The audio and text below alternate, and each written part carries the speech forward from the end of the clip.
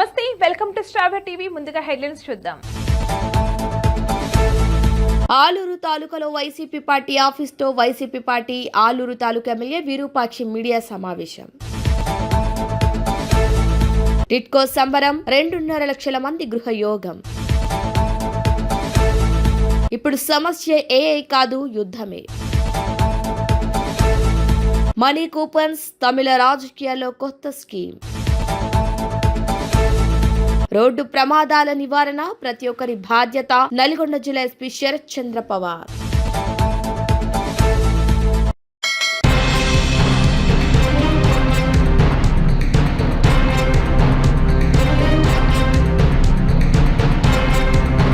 జగిత్యాల జిల్లాలోని ఎస్టీ హాస్టల్లో దారుణ ఘటన వెలుగులోకి వచ్చింది. విద్యార్థులపై హింసకు దిగిన ఘటన స్థానికంగా తీవ్ర కలకలం రేపుతోంది. ఇక స్థానికులు తెలిపిన వివరాల ప్రకారం హాస్టల్లో పనిచేస్తున్న కామాటి శ్రీనివాస్ అనే వ్యక్తి విద్యార్థులను చీపురుతో కొడుతూ దౌర్జన్యానికి పాల్పడ్డాడని ఆరోపణలు వెల్లువెత్తుతున్నాయి. అంతేకాకుండా మధ్యమత్తులో ఆయన వీరంగం సృష్టించినట్లు సమాచారం. తాళ్ల ధర్మారం నుంచి డెప్యుటేషన్ పై జగిత్యాలకు వచ్చిన ఆయన ప్రవర్తనపై విద్యార్థులు తీవ్ర భయాందోళన వ్యక్తం చేస్తున్నారు. ఈ ఘటనతో హాస్టల్లో భయాందోళన వాతావరణం నెలకొంది. ఇలాంటి ఘటనను పునరావృతం కాకుండా వెంటనే కఠిన చర్యలు తీసుకోవాలని విద్యార్థులు తల్లిదండ్రులు డిమాండ్ చేస్తున్నారు. ఈ విషయంపై అధికారులు ఎలా స్పందిస్తారు, బాధ్యులపై ఎలాంటి చర్యలు తీసుకుంటారు అనేది వేచి చూడాలి.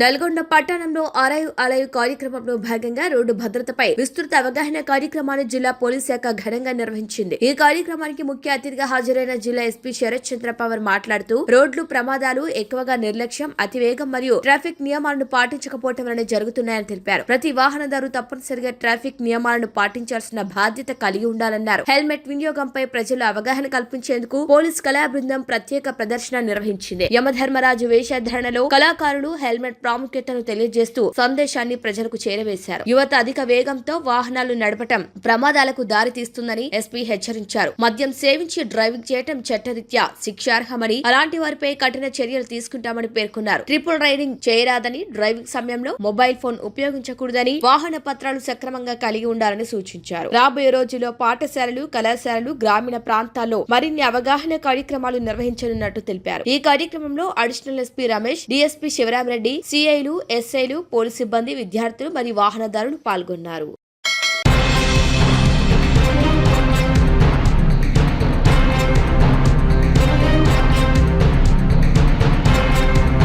ట్రంప్ ఇరాన్ పై దాడులకు నిర్ణయం తీసుకోకముందు కూడా ప్రపంచమంతా ఉద్రిక్తంగానే ఉంది. అయితే ఆ ఉద్రిక్తత వేరు, అది టెక్ సంబంధితమైంది. ప్రపంచాన్ని ఏఐ కబలిస్తోందని, ఉద్యోగాలు పోతాయని కంగారు పడేవారు. ఐటీ కంపెనీల షేర్లు కిందకు జారిపోతుండేవి. ప్రపంచమంతా అదే చర్చించుకునేవారు. ఇప్పుడు అసలు ఏఐ గురించి చర్చే లేదు, అంతా యుద్ధం గురించే. రోజు రోజుకు యుద్ధం విస్తరిస్తే ప్రపంచం ఏమైపోతుందన్న ఆందోళనే ఎక్కువ మందిలో కనిపిస్తోంది. కోడింగ్ కాదు, క్షిపణుల సమస్య. నిన్నటి వరకు ప్రపంచాన్ని వణికించిన పేరు ఆర్టిఫిషియల్ ఇంటెలిజెన్స్. చాట్ జీపీటీలు, రోబోలు వచ్చి మనుషుల ఉద్యోగాలను కబలిస్తాయని, ఐటీ కంపెనీల షేర్లు పతనమవుతాయని, అసలు మానవ మేధస్సుకు కాలం చెల్లిందని ప్రపంచమంతా ఒకటే చర్చ. సాంకేతికత విసిరే సవాళ్లతో భవిష్యత్తు అంధకారమవుతుందని మేధావులు హెచ్చరించారు. కానీ ఒక్కసారిగా సీన్ మారింది. డొనాల్డ్ ట్రంప్ హాయంలో పశ్చిమాసియాలో రాజుకున్న యుద్ధ జ్వాలలు, ఇరాన్, ఇజ్రాయెల్ మధ్య తలెత్తిన ఉద్రిక్తతలు నేడు ఏఐ చర్చను పక్కన నెట్టేశాయి. ఇప్పుడు అందరి దృష్టి కోడింగ్ మీద కాదు, క్షిపణుల మీద ఉంది. అసలు బతికుంటే కదా ఏఐ గురించి ఆలోచించేది అన్న స్థాయికి ఆందోళన చేరుకుంది. యుద్ధం ప్రపంచ ఆర్థిక వ్యవస్థను, సరఫరా గొలుసును చిన్న భిన్నం చేసే మహా విపత్తు. ఏఐ వల్ల ఉద్యోగం పోతుందేమో అన్న భయం కంటే యుద్ధం వల్ల అసలు ప్రాణాలే పోతాయేమో అన్న భయం మనుషులను ఎక్కువగా వెంటాడుతుంది. ఏ దేశము తక్కువ కాదన్నట్లుగా సాగుతున్న ఈ ఆయుధ ప్రదర్శనలో అగ్రరాజ్యాల జోక్యం పరిస్థితిని మరింత క్లిష్టతరం చేస్తోంది. ఒకప్పుడు టెక్నాలజీ గురించిన ఆందోళనతో కుంగిపోయిన ప్రపంచం ఇప్పుడు బాంబుల మూత మధ్య శాంతి కోసం పరితపిస్తోంది. దీనిని బట్టి అర్థమవుతుంది ఏమిటంటే మానవాళికి సవాళ్లు ఎప్పుడూ కొత్తవి కావు, అవి కేవలం ఒక రూపాన్ని మారుస్తుంటాయి మాత్రమే.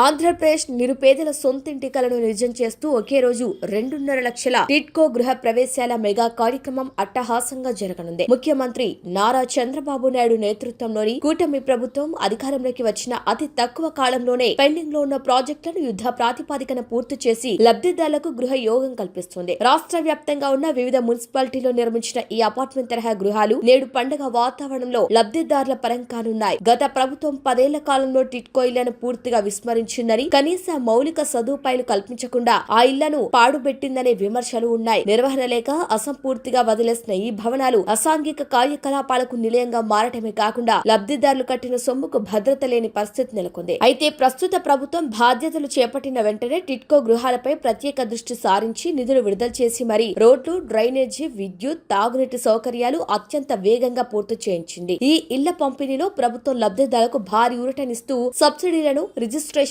ప్రక్రియను సులభతరం చేసింది. 300 చదరపు అడుగుల ఇళ్లను కేవలం ₹1 అందజేయడంతో పాటు 365, 430 చదరపు అడుగుల ఇళ్లకు సంబంధించి లబ్ధిదారుల వాటాను తగ్గించేలా చర్యలు తీసుకుంది. బ్యాంకు రుణాల మంజూరులో ఉన్న అడ్డంకులను తొలగించి సామాన్యుడిపై ఆర్థిక భారం పడకుండా ప్రభుత్వం పూచీకత్తుగా నిలిచింది. దీంతో దశాబ్ద కాలంగా ఎదురుచూస్తున్న వేలాది కుటుంబాలకు నేడు విముక్తి లభించినట్లయింది.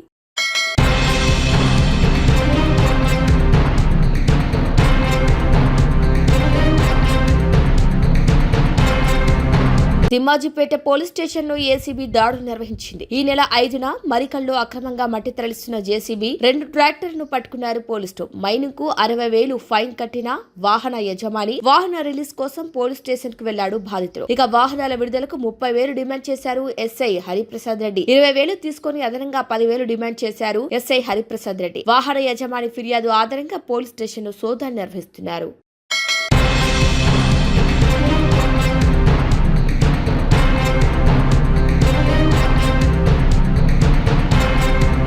తమిళనాడు అసెంబ్లీ ఎన్నికల కురుక్షేత్రంలో మేనిఫెస్టోల యుద్ధం తారాస్థాయికి చేరింది. ఆదివారం ముఖ్యమంత్రి ఎన్కే స్టాలిన్ విడుదల చేసిన డీఎంకే మేనిఫెస్టో ప్రత్యర్థుల ఎత్తుగడను ఏమాత్రం తలొగ్గకుండా తన ద్రవిడ మోడల్ నమ్మకాన్ని ప్రతిఫలించింది. అన్నా డీఎంకే ఉచితాల వర్షం కురిపించిన విజయ్ తన టీవీకే ద్వారా కొత్త ఆశలు రేపిన స్టాలిన్ మాత్రం తనదైన శైలిలో అదనపు ఆకర్షణల కంటే ఆచరణాత్మక పాలనకే మొగ్గు చూపాయి. డీఎంకే మేనిఫెస్టోను సూపర్ స్టార్ గా అభివర్ణించిన స్టాలిన్ ప్రత్యర్థుల ఉచితాలకు దీటుగా తనదైన శైలిలో ఉళ్లత్తరిసే అనే పథకాన్ని ప్రకటించారు. ఆదాయ పన్ను పరిధిలోకి రాని గృహిణులకు ఏకంగా 8,000 విలువైన కూపన్ అందజేస్తామని, దీంతో వారికి నచ్చిన వాషింగ్ మిషన్, టీవీ లేదా ఫ్రిడ్జ్ వంటి ఎలక్ట్రానిక్ వస్తువులను కొనుగోలు చేసుకోవచ్చని వెల్లడించారు. అలాగే కలెంజర్ మహిళా హక్కు పథకం కింద ఇస్తున్న నగదును 1,000 నుంచి 2,000 పెంచుతున్నట్టు ప్రకటించారు. ప్రత్యర్థి పార్టీలు తన పాత పథకాలనే ప్రతిపాదికనగా తీసుకుని పోటీ పడుతుండటంతో తాను పెద్దగా పంథా మార్చుకోవాల్సిన అవసరం లేదని స్టాలిన్ బలంగా నమ్ముతున్నారు. అన్నా డీఎంకే ప్రధాన కార్యదర్శి ఏడప్పాడి పళనిస్వామి తన మేనిఫెస్టోలో ఉచిత రీఫ్రిజిరేటర్లు, ఏడాదికి 3 ఉచిత గ్యాస్ సిలిండర్లు, మహిళలకు 2,000 చొప్పున ఆర్థిక సాయం వంటి భారీ హామీలు గుప్పించారు. అయితే స్టాలిన్ దీనికి భిన్నంగా ఎంపిక చేసుకునే అవకాశాన్ని లబ్ధిదారులకే వదిలేశారు. ప్రభుత్వం నేరుగా వస్తువులను ఇచ్చే కంటే ప్రజలే తమకు నచ్చిన వస్తువులు కొనుగోలు చేసుకునే అవినీతికి తావు లేకుండా చేయవచ్చని స్టాలిన్ భావిస్తున్నారు. అన్నా డీఎంకే ఉచితాల హోరును చూసి ఆయన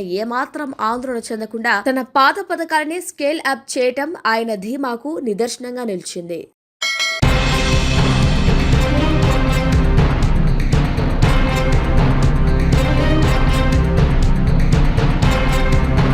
రాష్ట్రంలోని పర్యాటక ప్రాంతాలకు విస్తృత ప్రచారం కల్పించేందుకు ప్రజాప్రతినిధులు ముందుకు రావాలని పర్యాటక శాఖ మంత్రి జూపల్లి కృష్ణారావు పిలుపునిచ్చారు. ఈ మేరకు మంత్రులు, ఎమ్మెల్యేలు, ఎమ్మెల్సీలకు ఆయన లేఖ రాశారు. అసెంబ్లీలో శాసన మండలి చైర్మన్ గుత్తా సుఖేందర్ రెడ్డి, శాసన సభాపతి గడ్డం ప్రసాద్ కుమార్, ముఖ్యమంత్రి రేవంత్ రెడ్డి, ఉప ముఖ్యమంత్రి మల్లు భట్టి విక్రమార్క మంత్రులకు స్వయంగా మంత్రి లేఖలను అందజేస్తూ పర్యాటక అభివృద్ధిలో ప్రజాప్రతినిధుల భాగస్వామ్యం కీలకమని చెప్పారు. ఎమ్మెల్సీలు, ఎమ్మెల్యేలకు శాసనసభ మండలి కార్యదర్శుల కార్యాలయం ద్వారా లేఖలను పంపారు. తెలంగాణ అనాది చరిత్ర, అపూర్వ వారసత్వం, ప్రకృతి సౌందర్యానికి నిలయమని మంత్రి పేర్కొన్నారు. కాకతీయుల శిల్పకళ, ఆధ్యాత్మిక క్షేత్రాలు, నదులు, జలపాతాలు, అరణ్యాల అందాలు రాష్ట్ర ప్రత్యేకతను చాటుతున్నాయని తెలిపారు. గుస్సాడి నుంచి పేరిని, బతుకమ్మ నుంచి బోనాల వరకు విస్తరించిన సాంస్కృతిక వైవిధ్యం తెలంగాణకు గర్వకారణమన్నారు. ప్రజాప్రతినిధులు తమ నియోజకవర్గాలకు సమీపంలోని పర్యాటక ప్రదేశాలను కనీసం 2 రోజుల పాటు సందర్శించాలని మంత్రి కోరారు. ఆ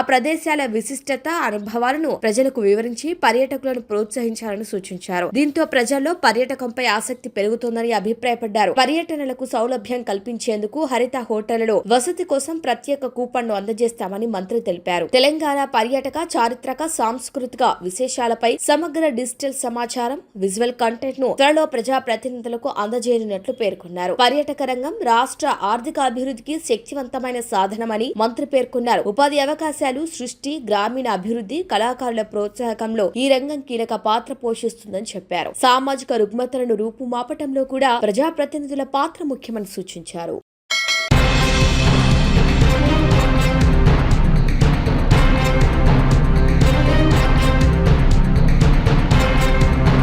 ఆలూరు తాలూకాలో వైసీపీ పార్టీ ఆఫీసులో YCP party Aluru taluka MLA Virupakshi media సమావేశంలో మాట్లాడారు. అమరావతి రాజధానికి మేము వ్యతిరేకం కాదన్నారు. అమరావతిలో ఇప్పటి వరకు అభివృద్ధి పనులు అసలు జరగలేదని అన్నారు. నారా చంద్రబాబు నాయుడు 7 సంవత్సరాలు ముఖ్యమంత్రిగా ఉన్నా అమరావతిని ఎందుకు అభివృద్ధి చేయలేదని ఆలూరు ఎమ్మెల్యే అడిగారు. కూటమి ప్రభుత్వం అధికారంలోకి వచ్చిన తర్వాత ఒక్క మెయిన్ రోడ్డు కూడా వేయలేదని మాట్లాడారు. మీ విలేకరులందరినీ ఒకసారి అమరావతికి పిలుచుకొని పోతాను. అమరావతిలో అభివృద్ధి ఎక్కడుందో మీరే మీ కళ్ళతో చూసి చెప్పండి అని మాట్లాడారు. ఆలూరు ఎమ్మెల్యే కూటమి ప్రభుత్వం అప్పులు చేసి ఆంధ్ర రాష్ట్రాన్ని అప్పుల పాలు చేస్తుంది, కానీ అభివృద్ధి మాత్రం శూన్యం, జీరో అన్నారు. Aluru YCP party MLA Virupakshi.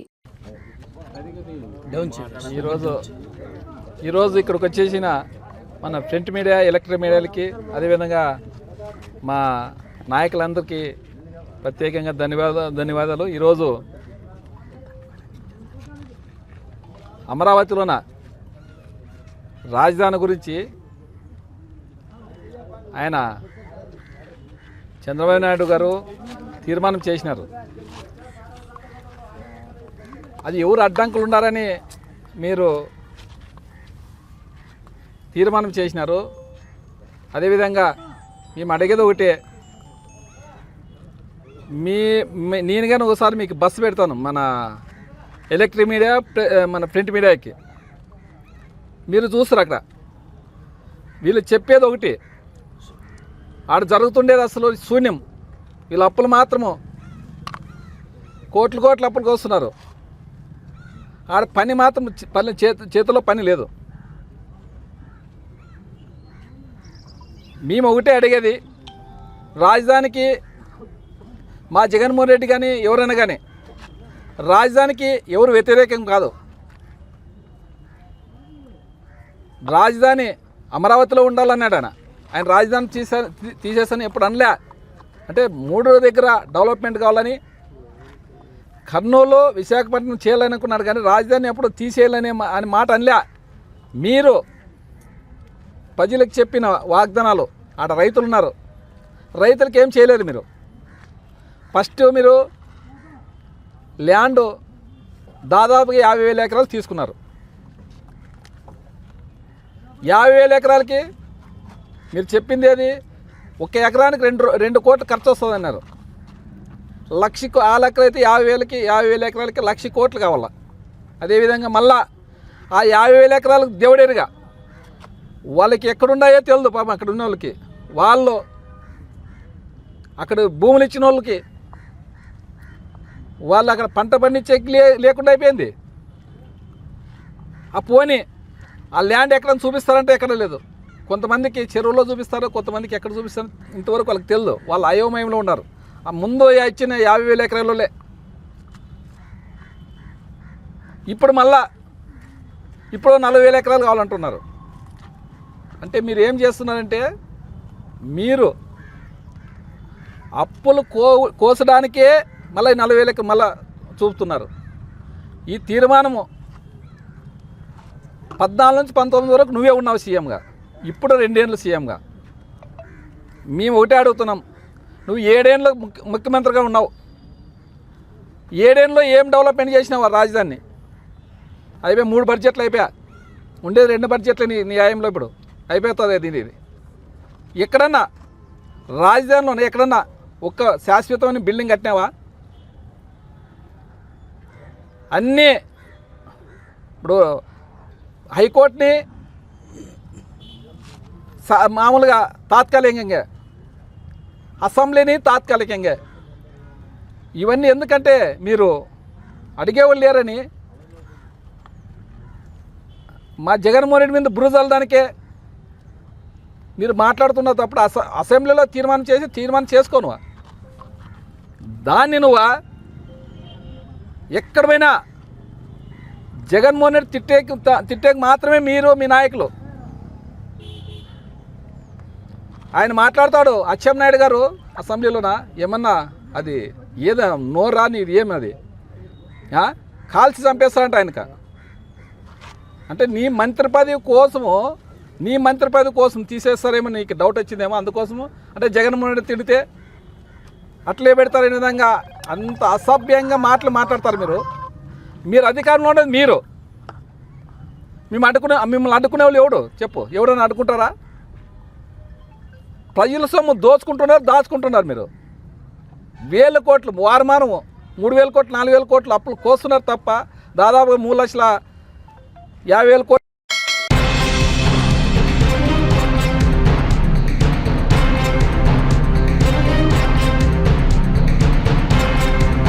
Bulletin headlines మరొకసారి. ఆలూరు తాలూకాలో వైసీపీ పార్టీ ఆఫీస్తో YCP party Aluru taluka MLA Virupakshi media సమావేశం. టిట్కో సంబరం 2.5 లక్షల మంది గృహయోగం. ఇప్పుడు సమస్య ఏఐ కాదు యుద్ధమే. మనీ కూపన్స్ తమిళ రాజకీయాల్లో కొత్త స్కీమ్. రోడ్డు ప్రమాదాల నివారణ ప్రతి ఒక్కరి బాధ్యత నల్గొండ జిల్లా ఎస్పీ శరత్ చంద్ర పవార్. ఇవి వాళ్ళ bulletin updates. Keep watching star TV.